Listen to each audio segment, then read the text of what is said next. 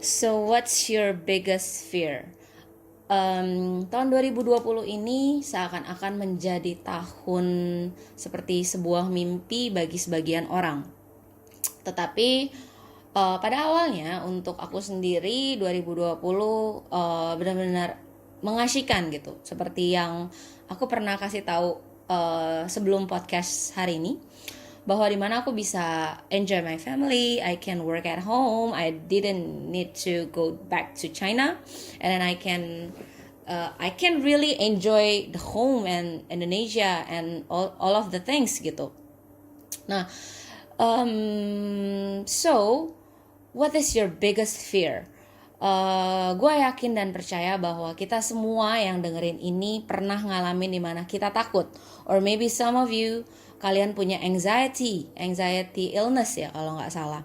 Nah, banyak dari kita yang pasti pernah merasakan ketakutan atau hal yang membuat kita takut, yang setiap malam ketika siang hari kita semua kerja, kita semua sibuk, but when you go to bed everything comes up on your mind and then you nggak bisa tidur, and lu selalu kayak pikirin kayak masalah itu, dan itu sebenarnya membuat hati lu khawatir meskipun ketika siang tengah hari bolong lu nggak ngerasain apa-apa, but when you look deep in your heart, you know that you tuh lagi ngalamin fear, you tuh lagi ngalamin ketakutan, you tuh lagi ngalamin gelisah.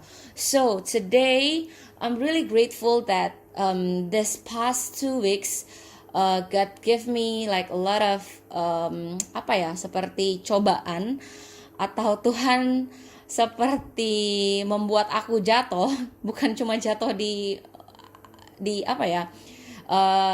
mental gitu, tapi aku juga ngalamin sakit. Mungkin karena aku juga lumayan stres karena apa, tumben ya gitu, yang waktu kemarin tuh bener-bener kayak enjoy banget di home gitu, enjoy banget di rumah, tapi Tuhan bawa aku ke dalam stage seperti ini, dan aku nggak akan mungkin bilang grateful dalam 2 minggu kemarin atau bahkan 3 minggu kemarin gitu, karena benar-benar kecapean, benar-benar ketakutan, dan benar-benar yang tadi seperti aku bilang. So I will reveal it to you guys. Tapi sebelum itu, pertanyaan aku yang tadi, apa sih yang membuat kita tuh begitu takut dan begitu gelisah? Kebanyakan tuh apa? Well, maybe you guys say that ada teman-teman gue bilang bahwa mereka takut banget karena corona ini, mereka takut untuk papa mama mereka nggak ada, segala macam kayak gitu, for one day. Bagaimana kalau misalnya parents nggak ada, segala macam, kayak how do I live without them, and then all the things lah, pokoknya banyak banget. Nah tapi bersyukur aku udah lewatin itu semua. And then so untuk teman-teman yang mungkin pernah takut untuk kehilangan parents atau seperti apa, and then you want to share it with me, mungkin aku bisa bantu sebisa aku sendiri. Tapi untuk jawaban aku sendiri adalah, yang paling aku takutin di dalam kehidupan aku, yang paling bisa membuat aku gelisah dalam kehidupan aku adalah ketika aku memikirkan untuk masa depan. Well, one of my friend juga selalu takut dengan masa depannya dia, gak bisa tidur karena mikirin masa depannya dia. So, I've been through this before. Ketika aku lagi memilih jurusan kuliah dan aku lagi memilih di mana aku harus kuliah. Yeah, I have been through that. And then I maybe like worried for about 1 year. Aku nggak bisa tidur. Gue juga nggak bisa benar-benar tidur nyenyak, dan setiap hari waktu itu ya waktu masih ababil, gue juga nangis banget gitu karena gue I don't know, kayak universitas apa yang gue harus masuk gitu, dan jurusan apa yang gue harus pilih gitu, karena ada beberapa jurusan, whether I choose communication or design, karena sebenarnya gue lebih suka komunikasi tapi keluarga lebih dukung ke desain gitu, and then gue bingung banget gitu. But I've been through that. You know what guys, I benar-benar kayak gak pernah nyesel karena gue pernah pilih desain meskipun gue gak suka desain. I mean kayak I didn't like, gue gak suka desain untuk orang lain, but I like to design to myself gitu, buat diri gue sendiri gitu. But karena grace-nya Tuhan, gue gak pernah menyesal untuk gue memilih jurusan desain. Meskipun dalam mata dunia gue merasa bahwa kayaknya gue salah nih pilih jurusan desain seperti itu. Nah yang kedua adalah waktu-waktu sekarang, dimana gue berencana untuk resign dari ByteDance, dari pekerjaan gue. Selama gue udah bekerja selama 2,5 tahun di sana, this is the biggest choice that I have ever maybe made in this year. Gue ngerencanain banget untuk gue keluar dari perusahaan ini, karena ada plan selanjutnya. Well, I have to plan. Gue selalu make a plan for my future gitu kan. Dan plan itu ada plan A dan plan B. Kalau misalnya plan A didn't work it out, maybe gue punya plan B kayak gitu. And then ketika gue mau berhenti kerja, because I really like fed up with my work things, because I know kalau misalnya gue mau benar-benar masuk di dalam kerjaan gue, maka ya semua sama sih menurut gue. Semua yang bekerja di China menurut gue itu seperti mungkin sapi perah gitu kan ya, yang kayak you work and then lu juga nggak bakalan tahu bahwa ini tuh hari apa segala macam kayak gitu, karena lu udah fokus di kerjaan gitu. And then I know that I have another plan that I have to focus on. Jadi gue benar-benar mikir untuk gue harus resign nih, kalau enggak gue nggak bisa multitasking dan gue nggak bisa kerjain dua-duanya. But banyak banget orang yang bilang bahwa jangan berhenti dulu gitu, karena kerjaan lagi susah, please jangan berhenti dulu segala macam kayak gitu. Berapa banyak orang yang berhenti segala macam. And then my family also said like that, and then buat gue itu sangat masuk logika. So itu yang sangat membuat gue takut, itu yang sangat membuat gue istilahnya don't resign sampai kapanpun. But I know bahwa dalam waktu-waktu sekarang ini gitu, sepertinya kok Tuhan rasanya tuh ingin membuat gue resign gitu. Tuhan seakan-akan tuh seperti rasanya tuh pengen just stop on your works gitu, dan coba fokus dengan plan yang lu tuh udah buat gitu. And then I struggle juga sama Tuhan gitu. Gue juga ada ngomong sama Tuhan, but God, this is the ridiculous gitu. Ini benar-benar kayak ini sangat aneh gitu.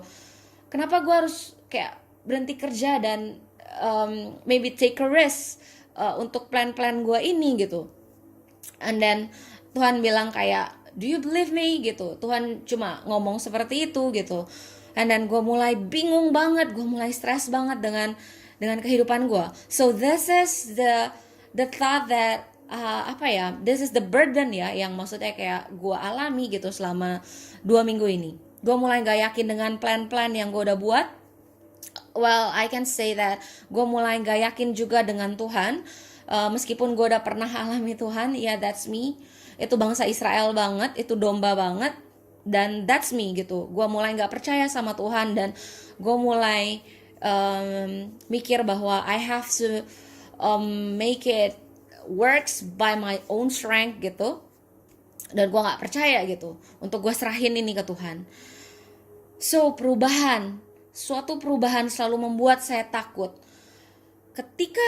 Ketika gue udah berada di dalam zona nyaman, bukan cuma perubahan, tapi kesibukan pekerjaan juga lately membuat gue tuh lelah banget.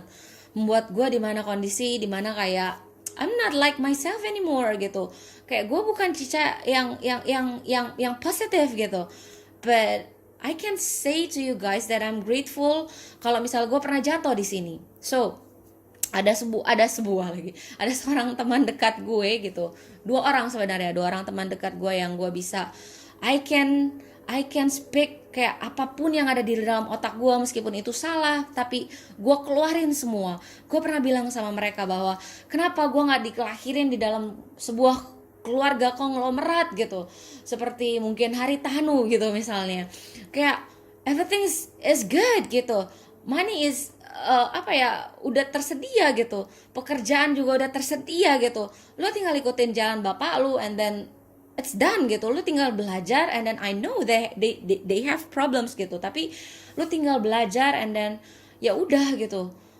Tapi kayak gue tanya sama Tuhan gitu, dan gue ngomong sama mereka, gue bilang kayak why God, why kayak Tuhan tuh membawa gue untuk kayak I have to start dari zero gitu. Ya mungkin gak zero karena sekarang gue udah punya sedikit modal gitu, tapi kayak gue ngerasa bahwa I have to start it semua dari nol gitu. I don't kayak di dalam keluarga gue, mungkin gue akan reveal ini ya, karena gue ngerasa bahwa maybe you guys have the same problem with me.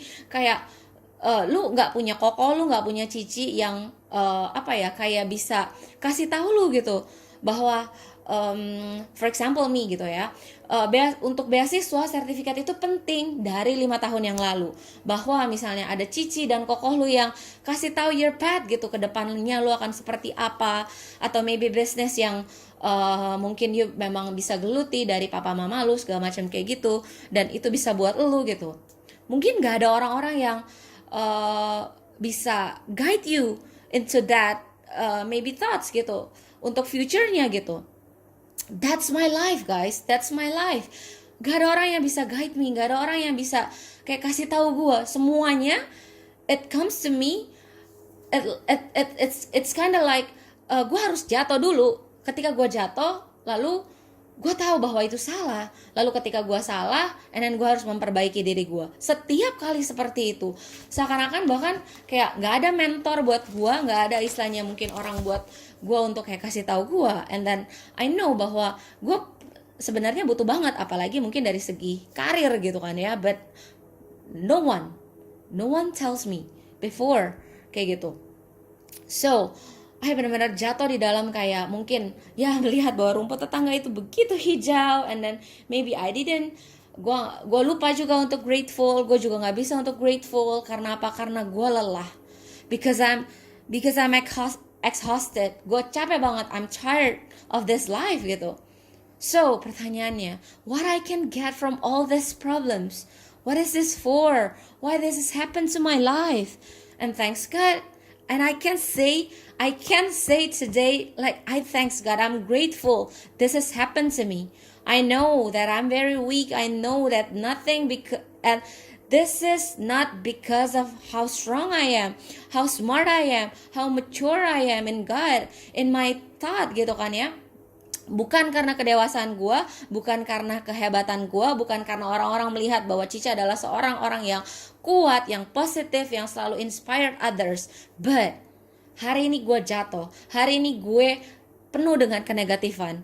Gue iri dengan konglomerat itu, anak-anak konglomerat itu. Gue iri dengan orang lain. And I think that my garden is like full of like roses yang mungkin udah layu segala macam.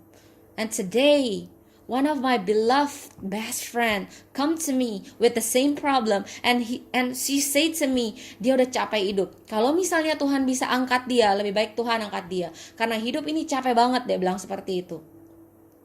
And then if you thought, kalau misalnya kalian pikir, apakah gue bisa bantu dia, teman-teman? No, gue nggak bisa bantu dia. Karena apa? Karena keadaan gue sendiri itu juga lagi down banget. Tuhan gak akan bisa mungkin kayak pakai gue yang lemah ini untuk berkatin dia. Karena belakangan ini gue pun juga ada banyak masalah. Tapi you know what, ketika gue banyak masalah, ketika mungkin gue banyak dengerin khotbah segala macam kayak gitu, ada banyak teguran Tuhan, ada banyak yang Tuhan kasih tahu ke gue, mungkin nantang gue dari hati gue. And then you know what, I say to her that this is what I got. This is like Psalm 23. Apa yang Tuhan katakan buat gue bilangin lagi sama dia. And then dia merasa terberkati dengan apa yang gue katakan, apa yang gue pun juga alami, dan mungkin Tuhan tegur gue, dan gue kasih tahu dia, this is what I've been gue lagi ngalamin, dan ini yang Tuhan kasih untuk gue, and I hope this bless you. Dan dia katakan bahwa ini benar-benar bless her a lot gitu, dan gue bersyukur banget karena gue bisa bantu teman gue yang lagi capek hidup. And benar-benar I think that this is the greatest thing that maybe I can help people with it.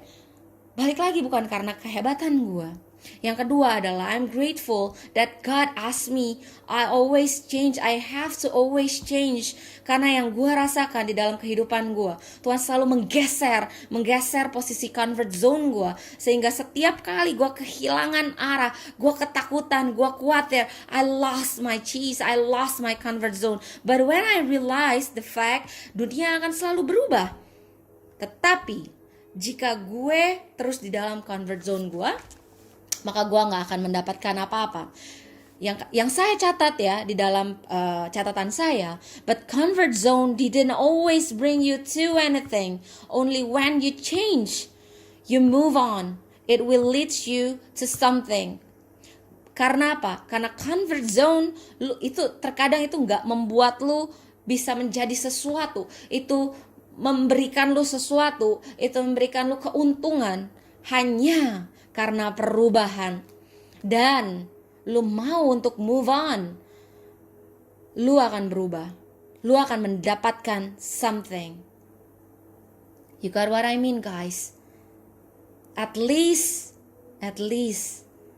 when I have to move on, at first maybe I didn't get anything, but at least, just at least, God will give me and support me with everything that I need to keep me moving on, to keep me running,